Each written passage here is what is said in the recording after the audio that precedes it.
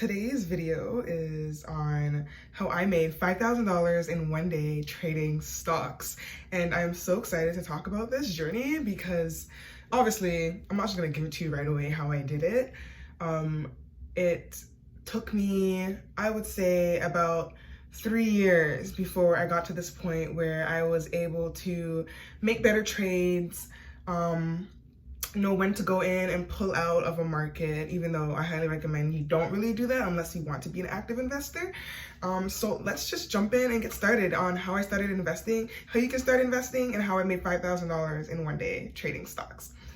So pretty much how I started investing, I had a good friend in university who was always taking trips to see a financial advisor.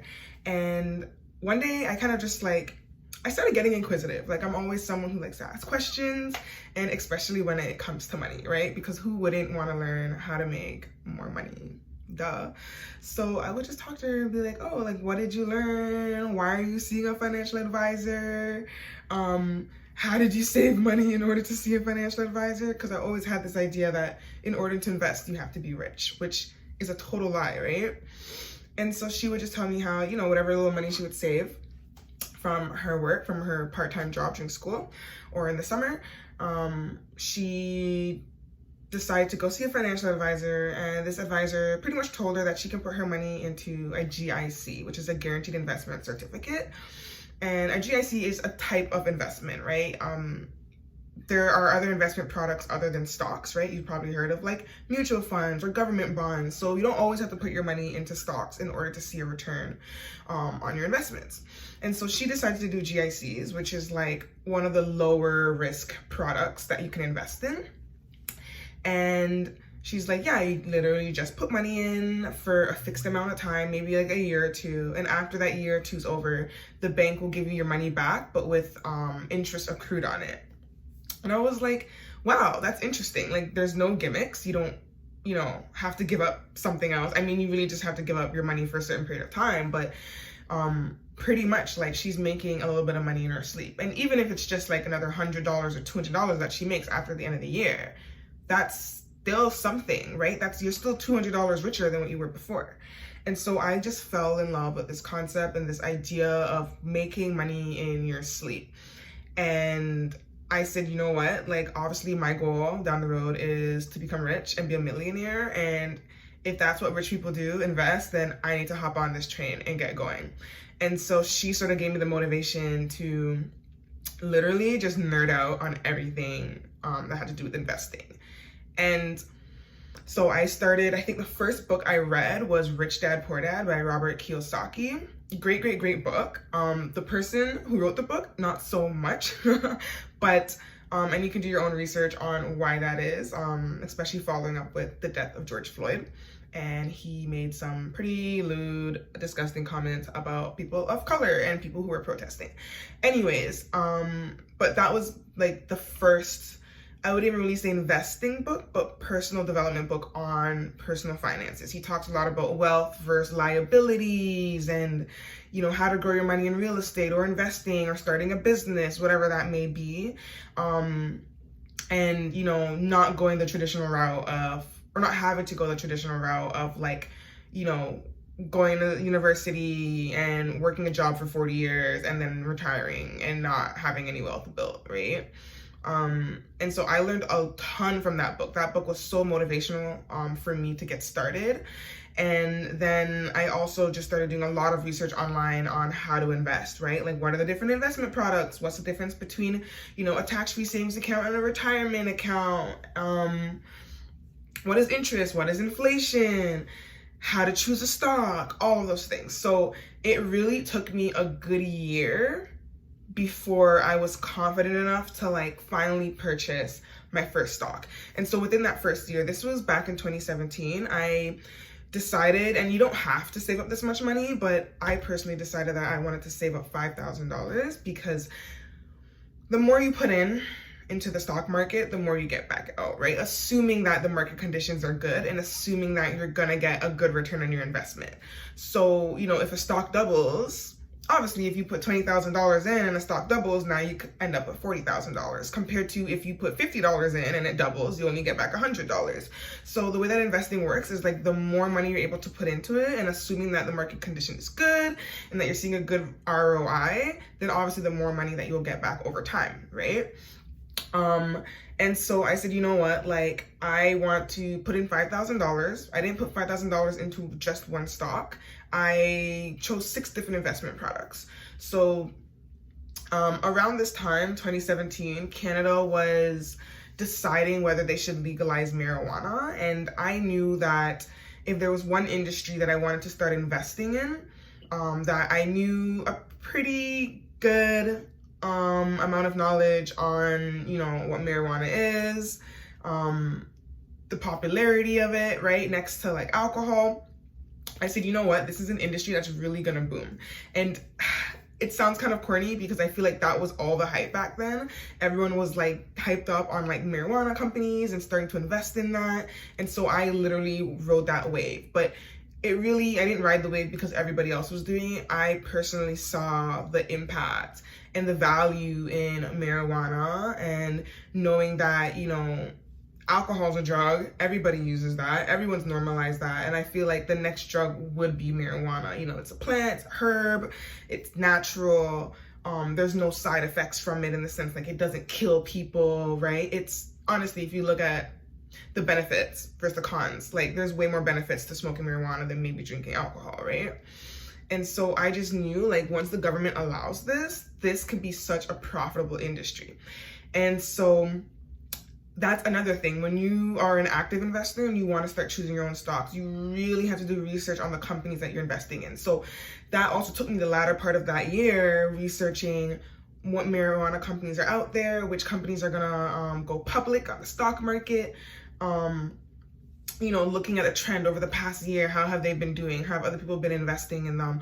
What is their, you know, what are their assets versus liabilities? What's their net worth? All of those things. I'm just looking at trends. And when I got comfortable, I probably was able to choose a list of like 10 stocks that I initially wanted to invest in. And then I was going to cut that down to like 3. And also, an important part of investing is that you don't want to put all your money into just one stock. You need to diversify your portfolio, or whatever portfolio you build. So if you're going to invest, say, in 2 stocks when you first start, you want to make sure that those 2 stocks are probably not in the same industry, right? Because if one industry is not doing so well, then at least you have another industry that may be doing good, and it will balance out the negative result of the first stock that you've been investing in, right? You're sort of just leveraging your risk. And so for me, the way that I leverage was, I knew that I didn't want to just buy stocks. I also wanted to buy some mutual funds, right? Because I knew mutual funds were obviously less risky. It's a portfolio fund of multiple companies. So maybe 40, 50 plus companies that's managed by somebody. And I said, okay, you know what? I have these 3 stocks that I'm choosing for myself, but then I'm also going to choose another 3 mutual funds to put my money in. So that $5,000 that I had, I think I put $1,000 into the 3 marijuana stocks, and then the other $2,000 was spread across the other 3 mutual funds. And so this is why I'm saying it's so important that when you start investing, you don't just jump in right away without doing your research, without really understanding what this financial market is, how to see the value in a stock, what type of investment products you want to put your money into. Are you leveraging your risk? Are you diversifying?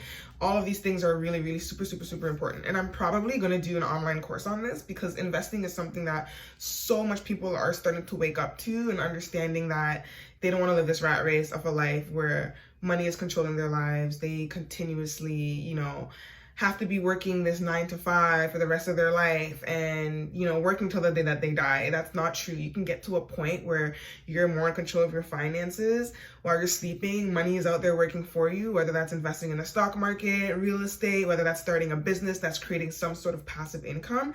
It is possible, right? Anyway, so 2018 was a great year. All the money that I had invested into my mutual funds and my stocks skyrocketed. Literally, my investment account doubled. So by the end of 2018, I was sitting at about $10,000 literally doubled by me not doing anything. I made an extra $5,000 that year.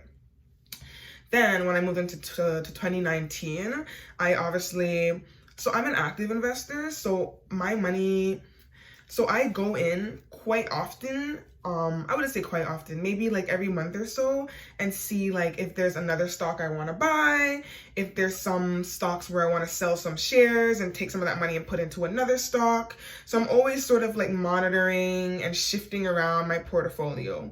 And if this is something that you don't have time for, then you would be considered a passive investor, where you have somebody else managing your account for you, whether that's a financial advisor or an online investment account like a robo-advisor, right? But I'm an active investor, so I'm constantly looking at the news, researching new stocks. What kind of stocks can I put my money in that will grow or double or triple my money over a period of time? And so 2019 was also a great year because last year was the year of Tesla, right? So electric car vehicles, which I was also somewhat investing in last year as well. So I only invest in companies that I use their products or services in my everyday life, right? So last year I decided to invest in Beyond Meat because I really saw the positive environmental impacts and positive health impacts that can arise by eating plant-based meat, for people to just change their diet, eat better. Personally, I have been vegan in the past and working towards being vegan again. So I am really big on plant-based anything. And obviously I've tried a plant-based burger from A&W and that shit is unbelievably good. So it has great taste. It's great tasting. The quality is good. It's better for you in terms of like not always having to eat meat. And so I really saw the value in this company and knew that it was, that the value of this company and would be reflected in the price, and that the stocks would go up. And it did. Actually, Beyond Meat and Tesla are the two companies that have been pretty volatile over the past year and into 2020. And so I'm just gonna say that, I didn't really get much sleep while investing in either or. But what happened was, I can't pin down the exact date, but it was like summer 2019. Beyond Meat had literally, it was at I think it was at 230 something US, but then it had dropped back down to like 180. And so I went in when it dropped down and I put in $5,000, okay? Because at this point, my portfolio was around 15,000. I was still putting in more money ever so often and just watching things grow.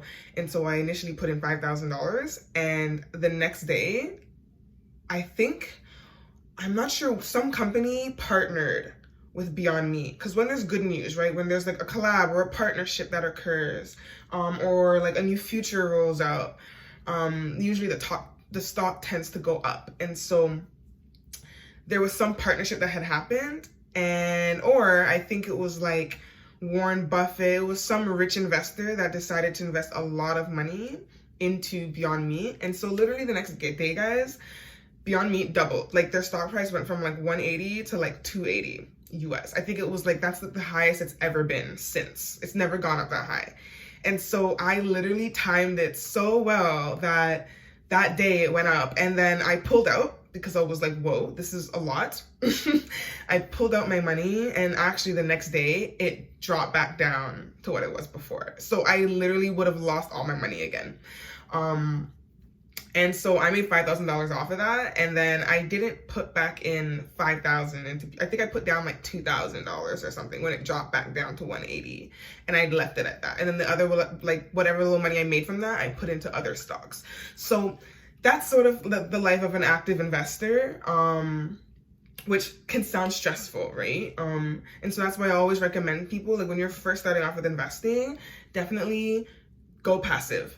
Use a robo-advisor, go to a financial advisor, just get into the habit of regularly putting money away into like a specific investment fund, and over time just watch it grow. And when you gain the confidence, when you've done enough research and you think you know enough about investing in stocks and buying individual shares of a company, then go ahead and do it. But you have to make sure that you stay on top of news. You have to, because if I didn't, I think the next morning there was some new news came out that someone actually pulled out of Beyond Meat because it was just like overpriced, and that fueled everyone selling their stocks. And so I knew like that. Well, I pulled out the day before, but that morning when I saw that, I said, thank God I pulled out, because now the stock has dropped. And honestly, like Beyond Meat, the stock has gone up ever since. It's, you know, maybe sitting at like in like the early 200s or whatever.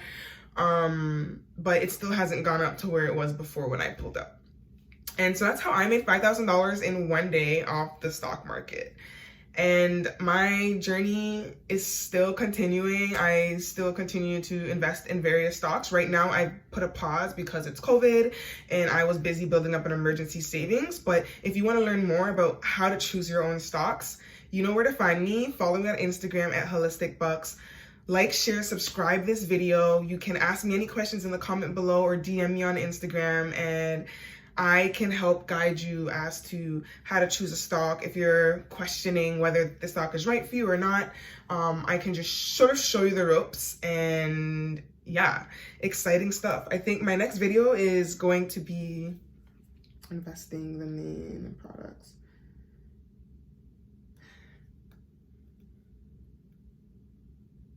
My next video is going to be on how to pick a stock. So please stay tuned next Tuesday to hear all about it. Super excited. Bye guys.